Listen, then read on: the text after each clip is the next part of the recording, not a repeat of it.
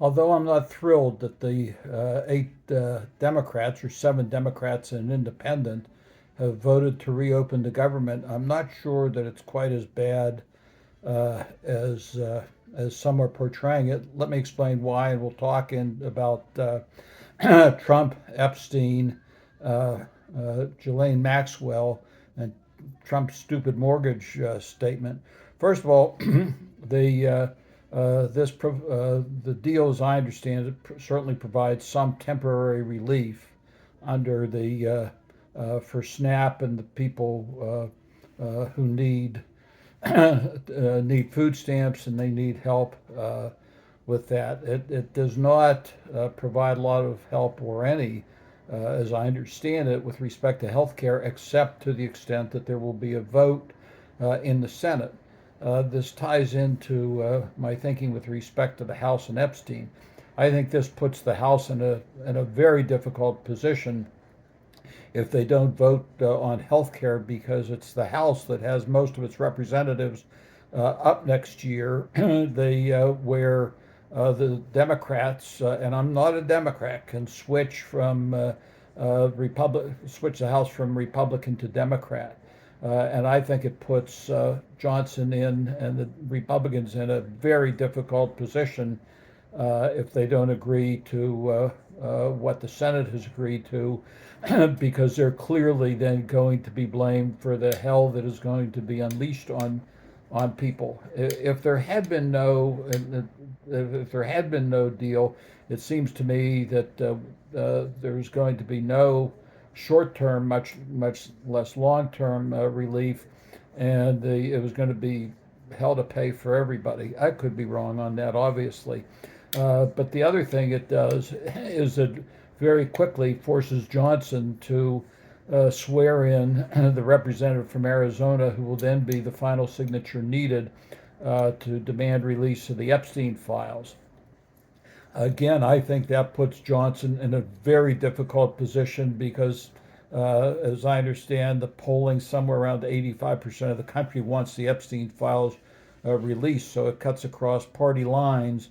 And if they continue to hide it, I think it's going to make the midterm elections even more difficult for Johnson.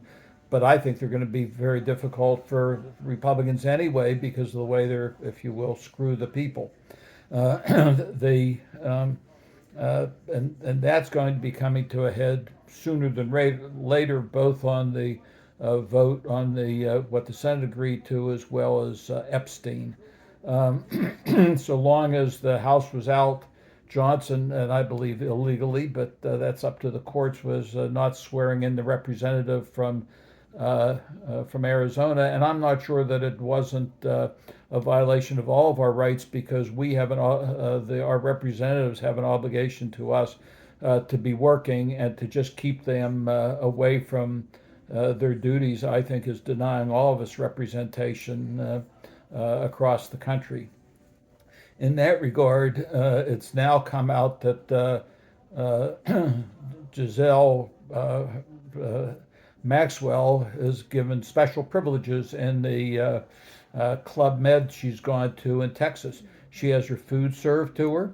She has a dog. She has private exercise lessons and other amenities, not only not available to others, but were not available to her when she was in the prison in Florida, where she should be for the rest of her life for what she did to those young ladies. Again, it is appalling that Trump and Epstein are being protected, and this is not just a Trump issue. Anybody else who was involved in the trafficking of young women and abusing women should be made to pay the price under the law. So let's turn our attention for a moment to Trump's idea of 50-year mortgages to help solve the housing crisis. And he suggested a 50-year mortgage would lower the monthly payments. In one sense, he's right. So let's take a look and assume that a couple wants to buy a $435,000 house on a 50-year mortgage. Now, mortgages require a 20% down payment, so that means they've saved somewhere around 47,000 or $87,000 to put down, which would leave them with a $348,000 mortgage.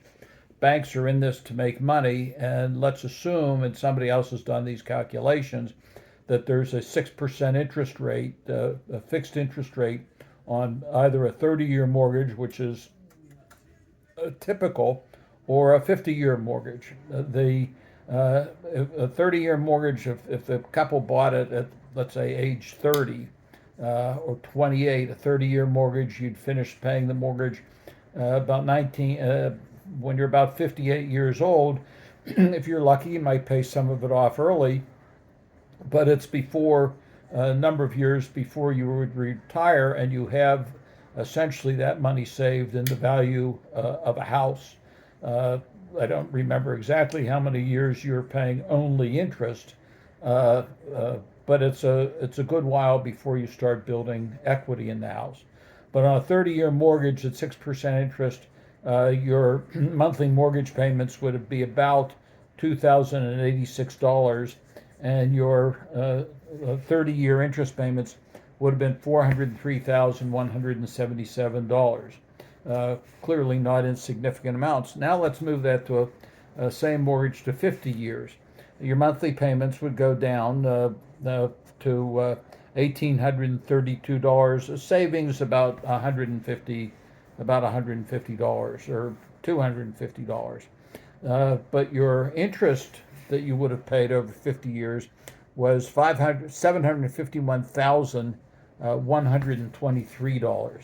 That's a heck of a interest payment that you've been paying over the years. And keep in mind, if you bought a house at age uh, uh, 28, which I think would be lucky to do, because of, again, you've had to have saved up their deposit, the deposit of 20%.